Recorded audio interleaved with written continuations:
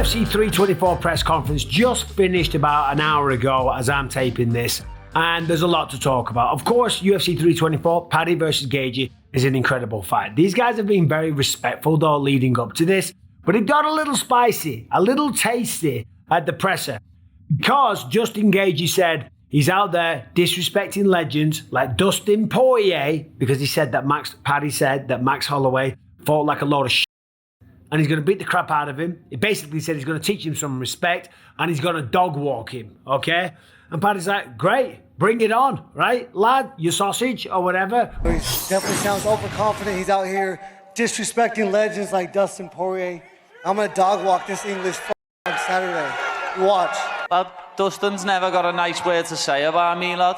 So, well, I was honest and said he looked like shit against Gaethje. Now, stop crying, you can't get That wasn't fat. even the fight you were talking about. You said his last fight. Which? No, I'm saying Dustin looked like shit against Holloway.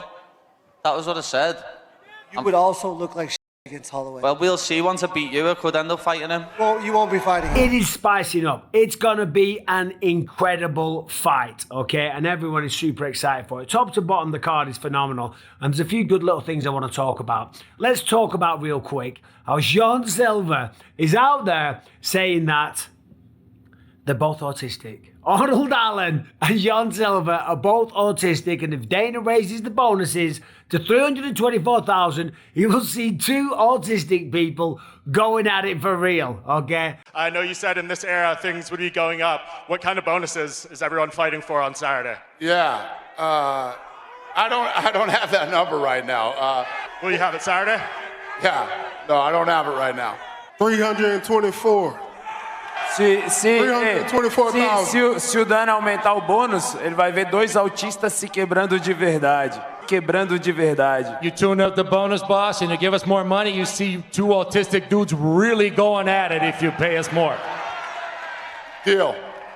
Sean Silva is an absolute maniac. Apparently, it just came out recently. He was diagnosed with autism. Okay, so I guess he's just owning it and being very honest about it. It's probably just a very mild case. I'm not an expert on autism or whatever. And he's accusing Arnold Allen of also being autistic, because Arnold's a quiet guy.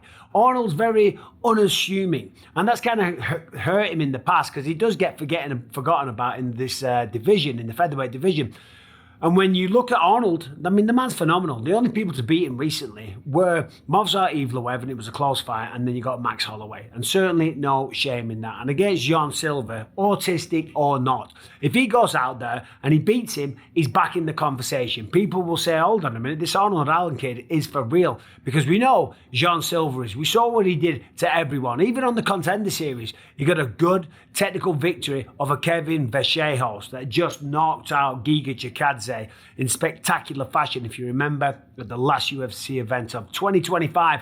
It's crazy that we're in 2026. Absolutely nuts, right? But that's how good Sean Silva is. And then in the UFC, he's been submitting people like Bryce Mitchell. He's been knocking people out cold, right? But he just got sparked out. He got sparked out solid by Diego Lopez, who's fighting next week in Australia, Sydney, right, against Alexander Volkanovski. So is that going to change the style of Sean Silva? Sorry, correction, Lord. We have to call him Lord, okay?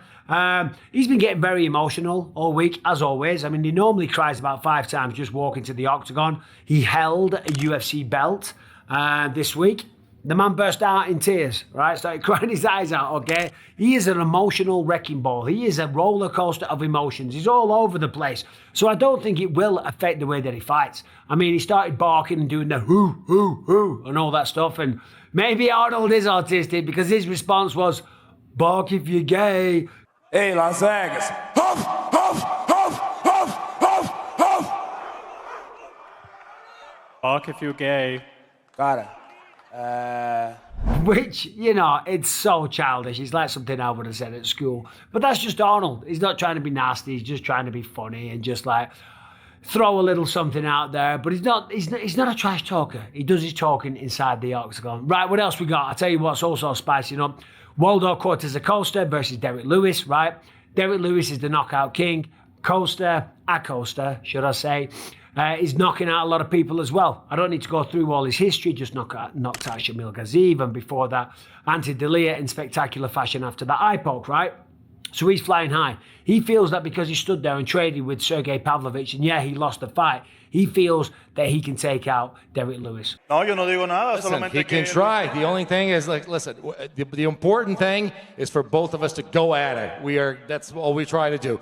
All of us, both of us are going to be going at it, giving you the best fight possible, and that's what we came to do. Of course, Derek Lewis was knocked out by Sergey Pavlovich, so I understand the equation, I understand the math, but if you saw the interviews that I did this week, and if you haven't, check them out, by the way, because there's some good ones, with a really good interviewer on there. The man really knows his shit, whoever that guy was. Derek Lewis is thick, right? He hasn't been on peptides because the UFC came out, but he has been training his ass off. He is absolutely thick, strong, muscular, solid. He used to have a big fat beer belly on him. I don't know if it's a beer belly, but he used to have a big old belly. Now, that's a lot slimmer these days. However, he's still going to have to cut to 265 pounds. Two monstrous men with knockout power that are going to go forward. If you ask Derek Lewis, it's done. If you ask Waldo,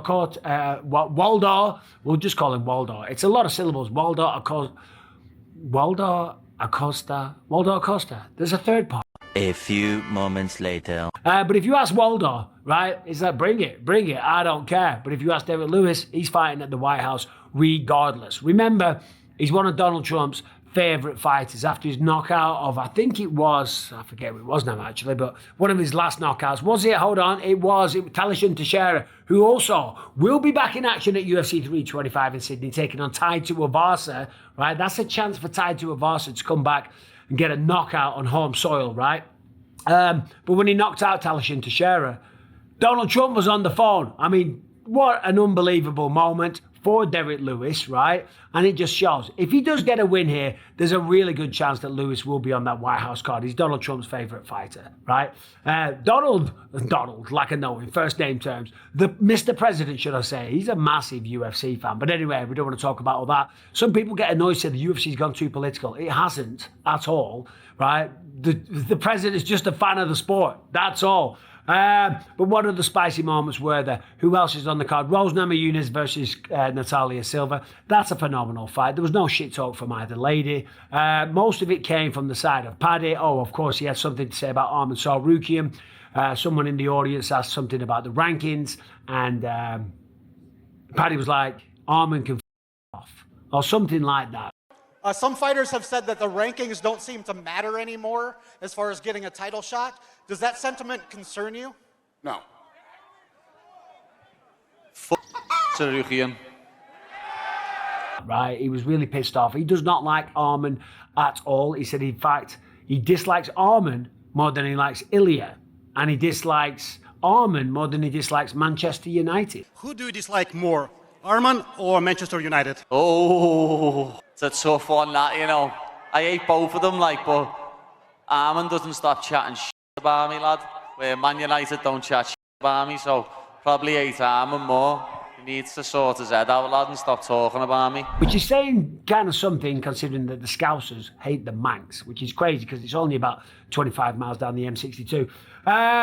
Anyway, I'm just trying to think because I'm sitting here in my hotel room, about to head out for a dinner. We've got a big Paramount dinner with all the talent, because obviously there's some new people coming on board. Kate Scott and a few others, so we're just having a nice dinner. So I got myself a nice shirt and I got my jacket on. I'm ready to go down for dinner. I've just got a few minutes.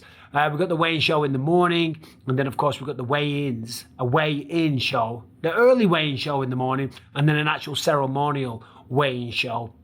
Feels like it's like the old school days. But yeah, we got that at the T-Mobile Arena tomorrow as well in the afternoon, and then Saturday, of course, it is fight night. Justin versus Paddy. I said I think Paddy is going to win this one in my official predictions. And there's just something about him, right? He really, really believes it, right? I don't know whether he's just posturing. I don't know if he's just, puffing his chest out. But I think he really, really believes it. And guess what? So does Justin Gaethje. That's why this fight is guaranteed to be just phenomenal. It's really going to be a great fight. Justin said that Paddy's kind of awkward, and he is on the feet. He's a little bit awkward. He's not like a conventional striker. He's not a guy, hands up, chin down, throws predictable combinations is a little bit outside of the box, right? And that is good for Paddy because it catches people off guard because he doesn't follow the striking patterns. Whereas Justin Gaethje, it's very much, orthodox boxing taught by Trevor Whitman. So it's like if you throw a jab, there's a right hand, then there's a left hook coming behind that. Maybe there's an uppercut, some crushing low kicks, excellent takedown defense. Both guys are in the best shape of their life, right? Paddy's absolutely ripped. Justin's been chatting this week as well. He's very, very confident. He's going to go out there. He's going to show the world that he is the interim champion, not the undisputed champion. But anyway, I'm going to get down for my dinner, just watch the press conference, thought I'd give you a few thoughts. The reality is, I thought the dinner was at 7, I walked down there, I was a little bit early, the dinner's at 7:30, so I thought I'd fill my time by entertaining you. Anyway, as I say, we've had a bunch of great interviews this week, so check those out on the channel if you haven't seen them, and of course, we'll be doing all kinds of content. We'll probably do a blog fight day as well, so make sure you check all that stuff out, subscribe, ring the bell, you know the crack. Anyway, all right, take it easy, goodbye.